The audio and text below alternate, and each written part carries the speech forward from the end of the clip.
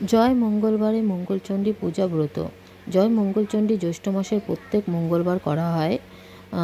এই ব্রতে বলা হয়ে থাকে মঙ্গলচণ্ডী ব্রত একবার পালন করলে সারা জীবন পালন করতে হয়। মা মঙ্গলচণ্ডী মা দুর্গার আরেক রূপ। তিনি দক্ষ অর্থে চণ্ডী, কল্যাণ অর্থে মঙ্গল। জয় মঙ্গলচণ্ডী ব্রত মূর্তিতেও করা হয়ে থাকে, অনেকে ফটোতেও করে থাকে। কিন্তু এই পুজোয় ঘট স্থাপন খুবই গুরুত্বপূর্ণ ভূমিকা পালন করে। সাধারণত মহিলারা এই ব্রত পালন করে থাকে, তবে পুরুষেরাও উপোস থেকে পূজা করে।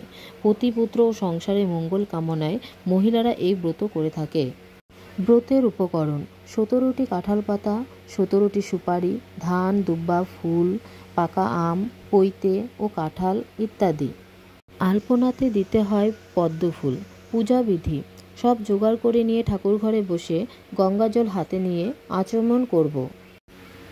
বলবো তদ্বিষ্ণু পরমাং পদম সদা পক্ষন্তি সুরয় দিবিব চক্ষুরাতম ওম বিষ্ণু ওম বিষ্ণু ওম বিষ্ণু। জলটি দিয়ে হাতে হাত ঘষে নেব। আবারও হাতে জল নিয়ে আমরা বিষ্ণু স্মরণ করে নেব। বলবো অপবিত্র পবিত্র বা সর্বাবস্থাং গত পিবা স্মরেত পুণ্ডরীকাক্ষ সবাজ্যভন্তর শুচি নমশুচি নমশুচি নমশুচি। এবার ভক্তিভাব নিয়ে পুজো করতে বসবে। প্রথমে ঘট স্থাপন করতে হবে, তারপর সব ভোগ তাকে দিয়ে তার মধ্যে তুলসী পাতা দিয়ে নিবেদন করে দিতে হবে। উদযাপনের দিন লুচি, পায়েস, সুজি, অনেকে অন্নভোগও দিয়ে থাকে। ব্রাহ্মণ দ্বারা পুজো করলে পুজো হওয়ার পর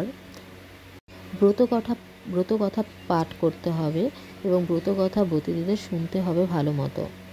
হাতে ধান দুব্বা নিয়ে ব্রতকথা স্মরণ করতে হবে। ব্রতকথার শেষে নিজের মনস্কামনা চেয়ে সেই ফুল, ধান দুব্বা মায়ের চরণে দিয়ে দিব। তারপর চরণামৃত নিয়ে উপোস ভাঙব।